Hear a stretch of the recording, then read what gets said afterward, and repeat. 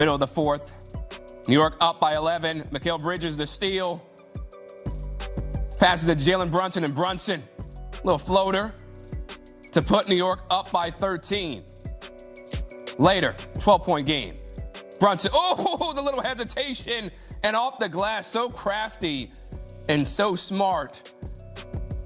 As the Knicks win 108-94, they now lead the series 3-0. And Brunson's like, yeah, that was dirty, bro. That was nasty. Brunson led the team with 33 points on 11 of 22 shooting. Also had 9 dime in this game. For the Sixers, everybody in the starting five had double figures, but that bench continues to plague them, and they just didn't get enough from their starters because they have to rely on them so much.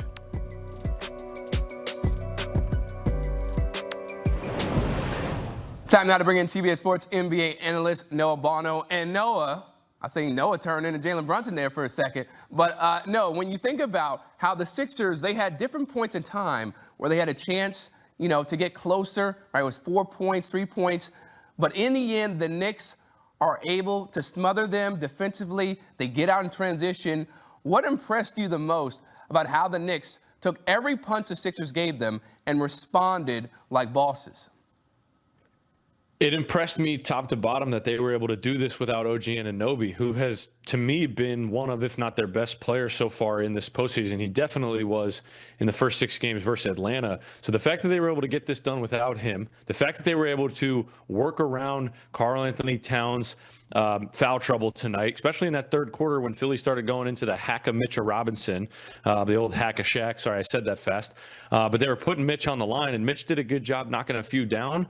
And Philly they were flirting with this 9-point deficit to a 5-point deficit. And then with 8 minutes and 54 seconds left in the fourth quarter, Quentin Grimes hits a 3-pointer that makes it a 4-point game. It's 88-84. And from that point on, the next 4 minutes, New York went on a 13-2 run and blew the game open in the middle of the fourth quarter.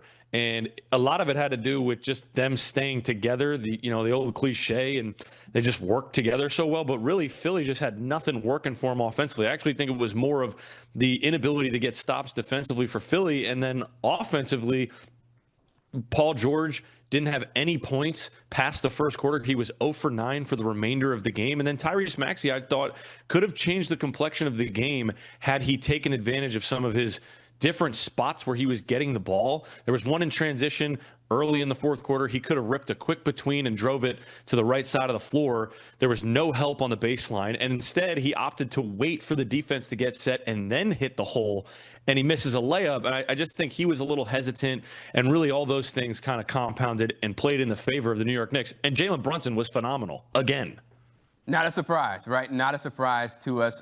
Were you surprised, though, about the production from Landry Shamet, right, coming off the bench, scoring 15 points? We were talking off air about how the Knicks, they have much more depth. And on this night, the Sixers, they just didn't have any production from their bench. No, I wasn't surprised that he was able to help. I think that there's been a lot of moments where you wonder on the Knicks bench, is their depth going to come from Jose Alvarado, Landry Shamet, Jordan Clarkson? And tonight it was Shamet's night. And honestly, the most concerning thing, now that this series is 0-3, and you hate that you didn't win this game if you're Philly, is the Philadelphia bench was outscored at the 11-minute mark of the fourth quarter. It was 25-0 in favor of the Knicks bench to Philly's bench. That just can't happen. Quentin Grimes hit 2 threes early in the fourth quarter to kind of break the ice and get himself going. I thought he had a nice game, especially early in the fourth quarter and late third quarter before it was blown open.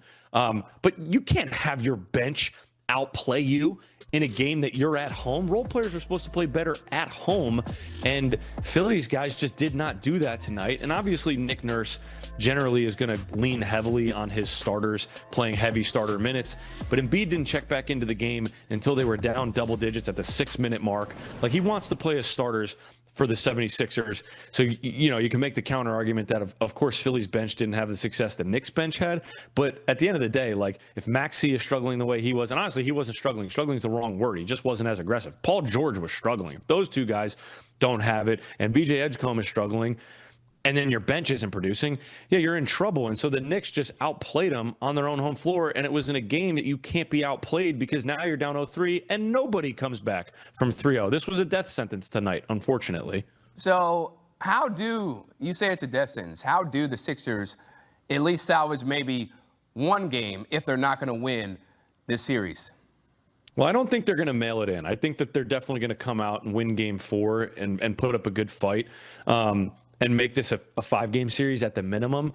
Who knows? Maybe they go back and win games 4 and 5, and all of a sudden we have a game 6, and we're overreacting. Like, oh, the Knicks is going to be the one to blow the 3-0 lead. I don't know if we'll get to that point. The reason I'm optimistic is because I thought that this series was going to go a minimum of 6 games, especially when you look back at the series 2 years ago when Isaiah Hartenstein was on the team and Dante DiVincenzo was on the team. There was no Cat. There was no Mikal Bridges. That series went 6 games. It was highly competitive. We had some of the best games of the 2020s in that series alone, games 2 and game 5 from that series in 2024. So I thought this series was just going to be more competitive, especially how Philly played against Boston coming back from 3-1. But I was wrong. Excuse me, I was wrong. And the New York Knicks just simply have outplayed them thus far. It hurt that they couldn't get game 2 in the Garden with no Embiid. That was their biggest chance there. Because when your back's against the wall, down 0-2, most teams do come out when the series is a little bit more evenly matched and they win this game. But Philly really just looked like they kind of ran out of steam and ran out of gas from how we saw them playing in games 5, 6, and 7 in that Boston series. And that's unfortunate. It really is unfortunate from a fan's perspective that this is a 3-0 deficit for the Philadelphia 76ers, and we don't have a more highly competitive series between these two teams in the tri-state area. I'm bummed as someone from New Jersey. I'm just gonna be honest. Hey, man, I ain't mad at that. We love the transparency here on CBS Sports HQ. You know who's not bummed? Mikal Bridges. Okay, he goes for 23 points in this game, 8 of 14 shooting. Noah, how pivotal is he going to be if the Knicks want a chance, right, to win the Eastern Conference Finals, right? Let's say, they beat the Sixers and then move on. Well, you look at the Knicks roster, and it's Jalen Brunson, it's Karl Anthony Towns, and then who's going to be that third option or that third scorer on this team? And normally, thus far, it's been OG Anunoby, and with him out, this is exactly what Mikal Bridges needed to do. This is exactly the way he needed to, quote-unquote, step up. I know how everybody likes to throw that one out there. Of course, guys got to step up. It's the postseason, and he really struggled against the Atlanta Hawks. But this is the role that you have to fulfill when you're traded for 5 draft picks to come on to the New York Knicks and join the Nova Knicks. Like, this is what they need out of Mikal Bridges. He had some moments last year when they took down Boston where he was really, really pivotal. And tonight was a nice coming out party. I thought he played well in Game 6 versus the Hawks to close that series out, and he's slowly been kind of coming along. But if he's coming along like this and OG can get healthy, because the Knicks are probably going to win in 5, maybe get the sweep. They're going to have some time off for Anunoby to get healthy. And if you can bring both him back healthy and Mikal Bridges humming like this offensively the way he was tonight, all of a sudden you're looking at 4 lethal options on the New York Knicks offense, and they're going to be even scarier than what they've been going back to Game 4 in Atlanta from where they are now. Like, they've been one of, if not the best team in this postseason so far, especially when you factor in how kind of shaky the Oklahoma City Thunder have looked with Shai Gilgeous-Alexander's play. Them not looking like their regular season form, even though they've blown the Lakers out. But the Knicks really have looked like one of, if not the best team this postseason. Right, you talked about overreactions earlier, right? Everybody was overreacting when they were down 2-1 against the Hawks. Ever since then, they have been locked in. So now the Knicks are 1 game away from getting back to the Eastern Conference Finals for a 2nd straight year. Noah Bono, always appreciate the insight, brother. Take care. You too, man. Thanks.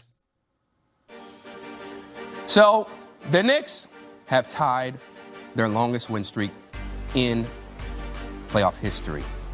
Remember, they did it in 1999. That was the year they went to the finals, where they eventually lost to the Spurs. Of course, this season, they're trying to change that, and they're 1 game away from getting back to the Eastern Conference Finals.